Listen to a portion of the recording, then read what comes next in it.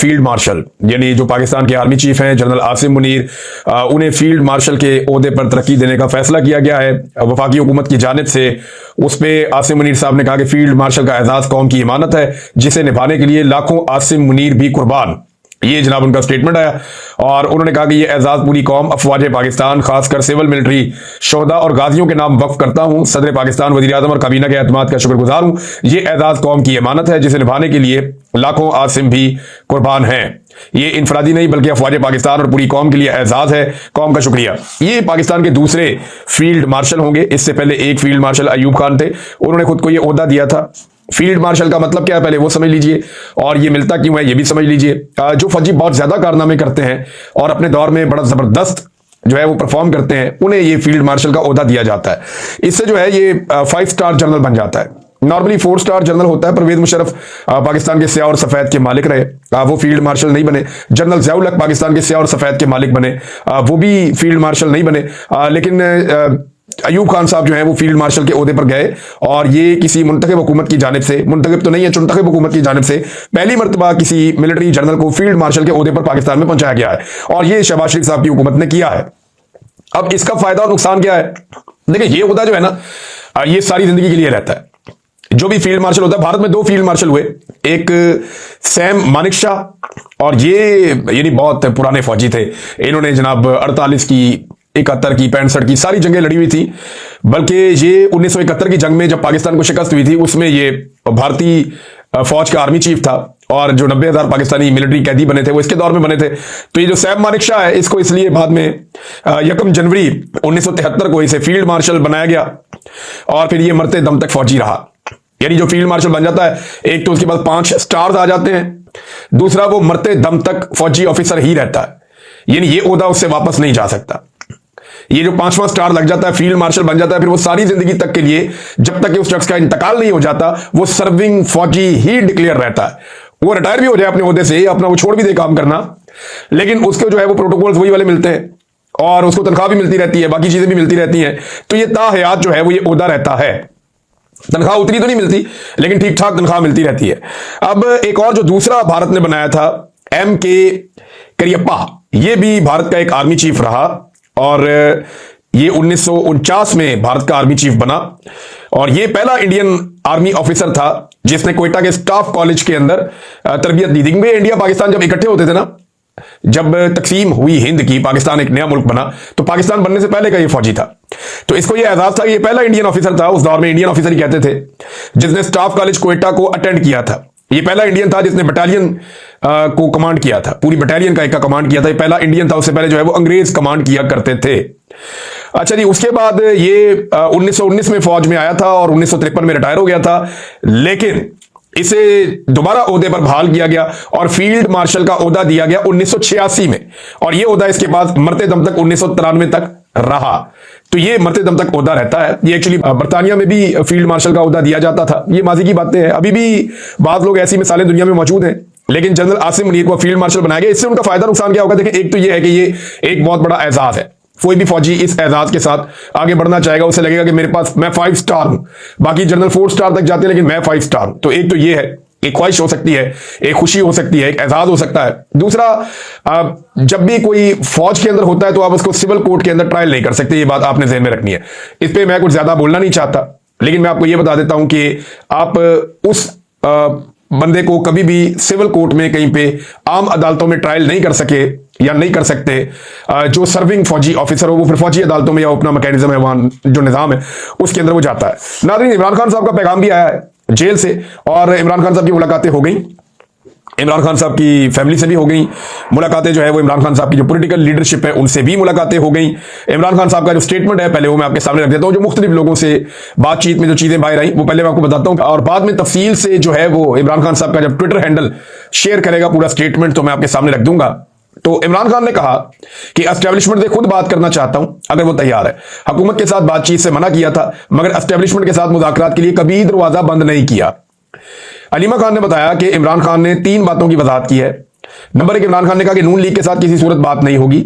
नून league ने पाकिस्तान की इखलाकियात खत्म कर दी हैं। इमरान खान ने अमर बिल मारूफ की बात की कि सच के साथ खड़ा होना है। अलीमा खान के मुताबिक इमरान खान ने कहा कि NRO देने वाले सच कैसे बोलेंगे। इमरान खान ने यास्मीन राशिद और अंदलीब अब्बास की मिसाल दी और कहा कि यास्मीन राशिद ने प्रेस कॉन्फ्रेंस नहीं की, वो जेल में है, जबकि अंदलीब अब्बास ने आपके सामने प्रेस कॉन्फ्रेंस की, वो आजाद है। इमरान खान ने शाह महमूद कुरैशी की मिसाल दी साथ में कि देखें वो भी जेल में है, साइफर केस खत्म हो गया लेकिन वो अभी तक जेल में है, ये भी इमरान खान साहब ने कहा। इमरान खान ने कहा कि 26वीं आईनी तरमीम के बाद इंसाफ दफन हो चुका है। हालात ये हैं, हम भी जब अदालत जाते हैं जज कहते हैं इनके हाथ बंधे हुए हैं। 26वीं आईनी तरमीम के खिलाफ आवाज उठाने का कहा है। अगर एस्टेब्लिशमेंट बात करना चाहती है पाकिस्तान के बारे में तो इमरान खान साहब तैयार हैं। इमरान खान ने कहा कि पाकिस्तान के लिए बातचीत करने को तैयार हूं। लोग हमसे रोज पूछते हैं कोई डील होने लगी है, 26वीं आईनी तरमीम पर असेंबली में आवाज उठानी चाहिए। सलमान सफदर को इमरान खान ने कहा था कि अलकादर केस में सारी क़यादत आपको सपोर्ट करेगी। मेरी बहनों ने इमरान खान को सलमान और कासिम के इंटरव्यू के बारे में बताया, यानी इमरान खान साहब को बताया गया, अलीमा खान साहब की जो बाकी बहनें थी उन्होंने बताया कि आपके बेटों ने इंटरव्यू दिया है और इमरान खान अपने बेटों के इंटरव्यू पर खुश हुए। उनका कहना था कि इमरान खान को बताया कि आपके बच्चे पाकिस्तान आना चाहते हैं, यह भी बता दिया है। अली अमीन गंडापुर के साथ खैबर पख्तूनख्वा उसमें मुलाकात हुई, यह भी उन्होंने बताया। मुलाकात में बाकी की आदत भी मौजूद थी। मुलाकात का मकसद केसेस के बारे में लायामल तय करना था। इमरान खान के केसेस अदालतों में नहीं सुने जा रहे, यही प्रॉब्लम है, इसलिए वो बाहर नहीं आ पा रहे। अलीमा खान ने कहा कि आर्मी चीफ को फील्ड मार्शल के ओहदे पर तरक्की देने पर हमसे बात ना ही करें तो अच्छा है। यानी उन्होंने कहा कि इस पर बात नहीं करते, अगर कोई मामला दुरुस्ती की तरफ जा रहे हैं तो जाने दें। वैसे जो इमरान खान साहब से पहले वाला मुतालबा था एस्टेब्लिशमेंट का कि माफी मांगे, नाक से लकीरें निकालें, वो तो मुतालबा मेरे ख्याल में अब खत्म हो गया। और अलीमा खान साहब ने एक और बात की है कि बड़ी मुश्किल से एस्टेब्लिशमेंट की इज्जत बहाल हुई है और अगर वो इज्जत दोबारा खराब करवाना चाहते हैं तो मिलिट्री कोर्ट में उठा के इमरान खान साहब को ले जाएं। फिर यहां पर आबाद फारूक की मुलाकात हुई बाहर अलीमा खान साहबा से, तो उन्होंने ये भी कहा कि यहां पे बाकी लीडरशिप को भी होना चाहिए, जिस पे अलीमा खान साहब ने उन्हें मना किया कि ठीक है कोई बात नहीं, हमें कोई फर्क नहीं पड़ता। फिर पॉलीग्राफिक टेस्ट के हवाले से अलीमा खान साहब ने कहा कि ये तो एक बहाना है इमरान खान को जेल में रखने का और इमरान खान को ये सिर्फ जेल में रखना चाहते हैं देर तक, इनकी जरूरत नहीं है इमरान खान को मिलिट्री कोर्ट में ले जाएं, हिम्मत है तो लेकर जाकर दिखाएं, पूरी दुनिया में इनका तमाशा बन जाएगा। और ये जो मिलिट्री एस्टेब्लिशमेंट की कोई इज्जत बहाल हुई है, ये इज्जत भी खराब अगर करनी है तो फिर ये कर ले। अलीमा खान साहब ने यह भी कहा। और फील्ड मार्शल के ओहदे के बारे में उन्होंने कहा जी ये बात कभी ये हुआ नहीं कि फील्ड मार्शल की जरूरत पड़े, सिर्फ अयूब खान के वक्त ये हुआ था, लेकिन हम इस पर कम ही बात करें तो बेहतर है। वो नहीं चाह रही थी कि ज्यादा मुसीबतें बढ़ाए अपने लिए या अपने भाई के लिए। इमरान खान साहब ने पॉलीग्राफिक टेस्ट देने से इनकार कर दिया। इमरान खान साहब को जो है वो कहा गया कि आप पॉलीग्राफिक टेस्ट दें, उन्होंने इनकार कर दिया। ये टेस्ट होता है जी, आपको सच और झूठ का मशीनों के जरिए पता चलता है। यानी जब आपके पास सबूत नहीं होते, शवाहिद नहीं होते, 2 साल गुजरने के बाद जब आपको कोई सबूत नहीं मिला, आपको कोई शवाहिद नहीं मिले, तो फिर आप इस नतीजे पे पहुंचे जी हमारे सबूत ना काफी है, इमरान खान का पॉलीग्राफिक टेस्ट लेना चाहते हैं। वैसे जो कानून है उसके अंदर कोई इसकी पाकिस्तानी अदालती निजाम में इसकी कोई क्रेडिबिलिटी नहीं है पॉलीग्राफिक टेस्ट की, या इसे कोई मुस्तनद तरीका तफ्तीश का फिलहाल नहीं समझा जाता। लेकिन यहां पे इमरान खान साहब ने इनकार कर दिया। उन्होंने कहा मैं पॉलीग्राफिक टेस्ट नहीं करवाता जब तक कि मेरे अपने वकला यहां पे मौजूद नहीं होते, उन्हें बुलाया जाए, मेरे से मिलाया जाए। ऐसे कैसे मैं आपको पॉलीग्राफिक टेस्ट दे दूं? तो इसके ऊपर वहां पे कुछ जो है वो फटा पड़ गया, जेल में टीम आई हुई थी, लेकिन इमरान खान साहब ने पॉलीग्राफिक टेस्ट नहीं करवाया। पाकिस्तान तहरीक इंसाफ के कई ऐसे लोग जो सोशल मीडिया से वाबस्ता है या दीगर अहम जगहों के ऊपर भी थे, उनके खामोशी से पॉलीग्राफिक टेस्ट किए गए थे। जिन लोगों को ले गई थी मिलिट्री एस्टेब्लिशमेंट उठाकर, जिन्हें जबरी तौर पे लापता किया गया था, उन लोगों के भी पॉलीग्राफिक टेस्ट हुए थे। उनमें एक शख्स जो है वो अजहर मशवानी भी है। ये मैं जाती तौर पे जानता हूं कि उसका पॉलीग्राफिक टेस्ट हुआ था और ये बहुत पहले से मुझे इस बात का पता है। आज अजहर मशवानी ने जब इमरान खान साहब ने पॉलीग्राफिक टेस्ट देने से इनकार किया तो उन्होंने ट्वीट करके कुछ हकायक बताए।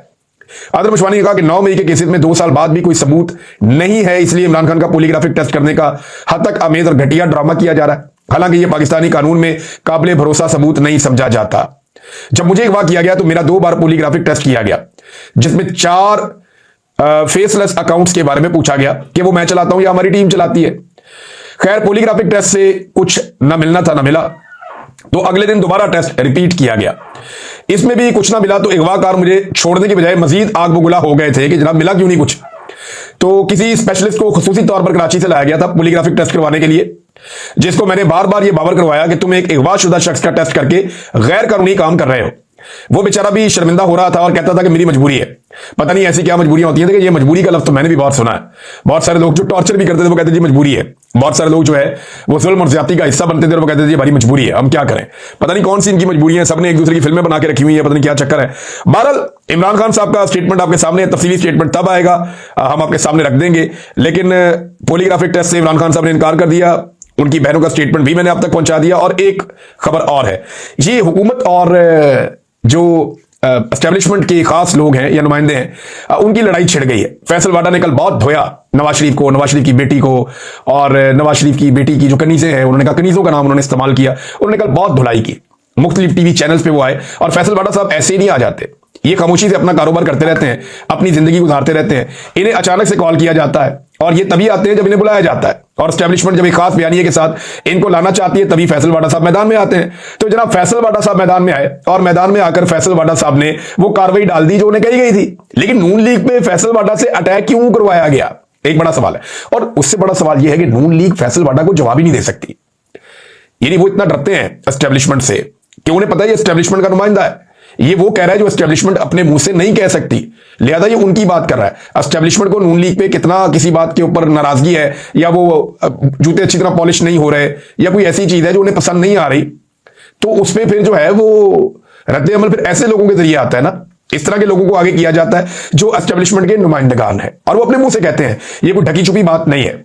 तो अब जनाब जवाब देने के लिए जो है वो ये तो जवाब नहीं दिया कि फैसल वाडा ने जो बातें पूछी उनका जवाब क्या है, कि आपने कहा कि नवाज शरीफ ने ऑपरेशन डिजाइन किया। बताओ ना, कहां डिजाइन किया?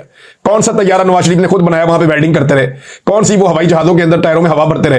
कौन से मियां नवाज शरीफ साहब रात को नक्शे बना कर देते रहे पाक फौज को कि आपने यहां पे ये अटैक करना है और यहां पे ये अटैक करना है? तो पूरा का पूरा ऑपरेशन नवाज शरीफ ने डिजाइन किया। नवाज शरीफ साहब अपने कपड़े डिजाइन नहीं कर सकते, नवाज शरीफ साहब अपना इलेक्शन डिजाइन नहीं कर सकते, नवाज शरीफ साहब कोई एक चीज भी डिजाइन ठीक से ढंग से नहीं कर पाए, और बेड़ा गर्क अपनी पार्टी का डिजाइन बिगाड़ के रख दिया। एक अच्छी खासी जमहूरी पार्टी थी, उसको टाउटगिरी में लगा के उसका बेड़ा गर्क कर दिया पूरी पार्टी का। आज पार्टी के अंदर काबीना में भी वही जाता है जो एस्टेब्लिशमेंट को खुश रखने का हुनर जानता है। तो वो मरियम नवाज ने कहा था ना कि वो रास्ता मुझे अच्छे से आता है। अब ये भी धमकी आई है कि वो जो रास्ता मरियम नवाज को अच्छे से आता है ना, वो हमने देखा हुआ है, वो फिर मैं बता दूंगा, सारी दुनिया के सामने रख दूंगा कि वो कौन सा रास्ता है और क्यों इन्हें अच्छे से आता है। इस किस्म की धमकियां एक दूसरे को दी जा रही हैं। तो अब फैसल वाडा के बारे में मरियम नवाज की खास वजीर इत्तलात, उसने स्टेटमेंट दिया। उसने कहा जी फैसल वाडा कौन है? ये एक ज़हनी मरीज है और सस्ता शाहरुख खान बनकर बेचारा फिरता है। वाडा साहब सस्ता शाहरुख खान जो है वो ये टाइटल नया मिला है वाडा साहब को, और फैसल वाडा की ज़हनी हालत पर तरस खाते हैं, अल्लाह से दुआ मांगते हैं, सवालों के जवाब नहीं देते। सवालों के जवाब तो आप दे ही नहीं सकते, क्योंकि आपको पता है कि सवाल कहां से आया। जहां से सवाल आया वहां बोलने की, बात करने की तो जरूरत है नहीं कि आप जवाब दे सकें, लिहाजा फिर आपको खामोशी रखनी पड़ती है और अल्लाह से आप दुआ ही करेंगे फैसल वाडा से और फैसल वाडा के बड़ों से आपकी जान छूटी रहे। अब देखते हैं फैसल वाडा क्या जवाब देता है, देखना होगा ना, पता चलेगा। लेकिन एक दूसरे को ठंडी और सस्ती जुगते मार रहे हैं ये दोनों, और ये बता रहे हैं कि इनका कैलिबर क्या है। यानी वो इसको जुगत मार रही है, उसको जुगत मार रहा है, और एस्टेब्लिशमेंट को मुबारकबाद देनी चाहिए कि आपने ये नमूने पाकिस्तान पर मुसल्लत किए उठाकर। यानी जिनका कैलिबर ये है कि वो एक दूसरे को जुगते मार रहे हैं, इनका कैलिबर ये है, इनको गवर्नेंस का कुछ आइडिया नहीं है। गवर्नेंस का अगर आइडिया होता तो आज आर्मी चीफ FIFC के अंदर बैठा होता। अगर इन्हें गवर्नेंस का आइडिया होता तो आज फौज को सारे कारोबार करने पड़ रहे होते। अगर इन्हें गवर्नेंस का थोड़ा आइडिया होता तो मईशत हो गई, दिफा हो गया, आपका दाखिला हो गया, आपकी खारजा पॉलिसी हो गई, आपकी जितनी पॉलिसी भी पाकिस्तान में बन रही हैं, हर पॉलिसी में क्या फौज की मुदाखलत होती अगर ये कामयाब लोग होते, या ये लोग अकलमंद लोग होते, या इनके अंदर थोड़ा सा भी शऊर होता। यानी छोटा बच्चा होता है ना, उसे हाथ से पकड़ के लिखना सिखाते हैं, शुरू में हाथ पकड़ के लिखाई शुरू में सिखाते हैं। इनका वो इस वक्त वो हालत है, एस्टेब्लिशमेंट इनको हाथ पकड़ के गोद में बिठा के इनको सिखा रही है, और ये इतने नालायक हैं कि ये उसमें भी नहीं सीख पा रहे और एक दूसरे की क्लास में शिकायतें लगाते रहते हैं कि ये जूता मैंने पॉलिश करना था, तुमने क्यों उठा लिया? नहीं मैंने पॉलिश करना था, तुमने क्यों उठा लिया? जूते दो हैं, पॉलिश करने वाले बेचारे इतने सारे हैं कि वो किसी की बारी नहीं आती तो वो नाराज हो जाता है। तो ये इस वक्त नाज़रीन सूरत हाल है। और